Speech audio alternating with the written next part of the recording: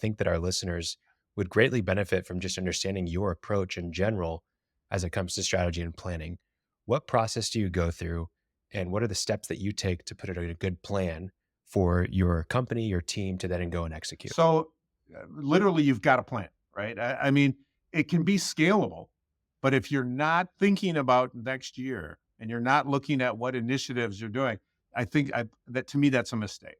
And so I would go through a process to at least document what you think your initiatives are going to be, and then go and reevaluate or reconfirm whatever you want the premises on which you think those are going to be successful. I'd look externally and I would do what Chris was talking about. He's looking at the political situation, the economic, the legal, the regulatory, all of that kind of that situation to make sure you still feel comfortable. I would then look industry wide and look at things like who my competitors are and how they compete. I would look at who my customers are and what their expectations are, look at my suppliers. I would simply do that kind of look. And if you've never done that before, there's plenty of resources just on the internet. You can do it yourself, but just to simply do the physical exercise. We've been part of and seen a lot of organizations that never sat down, but their leader would do that in their head. I'm just suggesting you got to turn, you got to document because you want to now, what Chris and I were talking about, the speed at which you got to look and reevaluate is way different. And so that needs to be somewhat documented.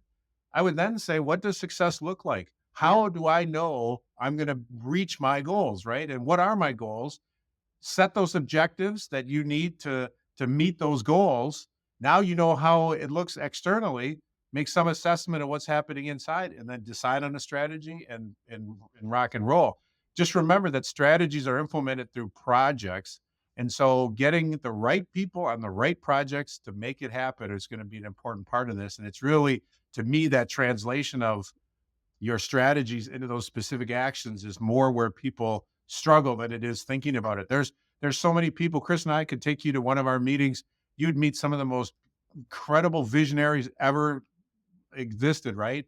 But the ability then to somehow get people to do what you need them to do to put this into action, that's the key. And if there's one thing for the smaller companies, it's making sure to take what those initiatives are and decide who needs to do what, and then make that happen. And without that, then it's just some ideas on a piece of paper.